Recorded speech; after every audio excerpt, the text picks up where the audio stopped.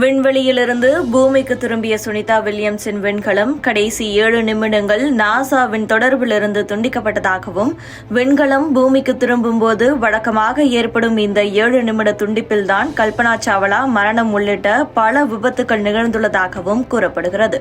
விண்கலன்கள் விண்வெளியிலிருந்து பூமிக்கு திரும்பும்போது கடைசியில் நிகழக்கூடிய 7 நிமிட தகவல் தொடர்பு இழப்பை பிளாக் அவுட் டைம் என்கின்றனர் விஞ்ஞானிகள்.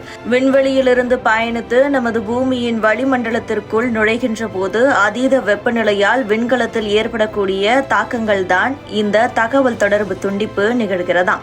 இதுவரை ஆய்வு மையத்துடன் தொடர்பில் இருக்கும் விண்கலம் திடீரென தொடர்பை இழக்கும்.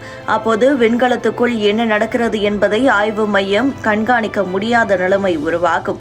இது 7 நிமிட அளவில் தான் நீடிக்கும் என்றாலும் அந்த குறுகிய காலத்தில்தான் விண்கல விபத்துகள் பலவும் நிகழ்ந்துள்ளன என்கின்றனர் விஞ்ஞானிகள். ரஷ்யாவின் சோயூஸ் 11 விண்கலமும் 1971 இதேபோல தகவல் தொடர்பு துண்டிப்பை இழந்திருந்ததாம். அந்த தருணத்தில் பாராசூட்டுகள் உதவியுடன் வெற்றிகரமாகவும் தரையிறங்கியது சோயூஸ் விண்கலம். ஆனால் விண்கலத்துக்குள் இருந்த 3 விண்வெளி வீரர்கள் மரணமடைந்தனர்.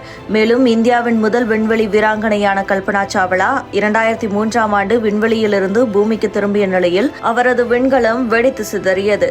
இதில் விண்கலத்தில் பயணித்த 7 பேரும் காற்றோடு கலந்து மரணமடைந்தனர். கல்பனா சாவ்லா பயணித்த கொலம்பியா விண்கல விபத்தும் இந்த 7 நிமிட தகவல் துண்டிப்பில்தான் நிகழ்ந்திருக்கிறது.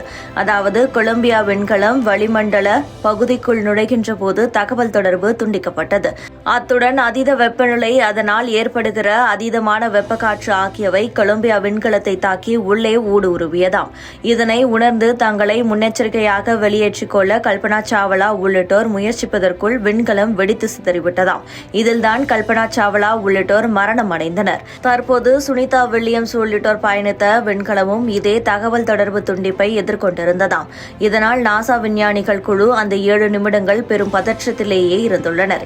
7 நிமிடங்களுக்கு பின்னர் திரையில் சுனிதா வில்லியம்ஸ் பயணித்த விண்கலம் தோன்றிய வினாடிகளில்தான் விஞ்ஞானிகள் நிம்மதியடைந்தனராம். இதன் பின்னர் சுனிதா வில்லியம்ஸ் பயணித்த விண்கலம் பாதுகாப்பாக பூமியை வந்தடைந்துள்ளது.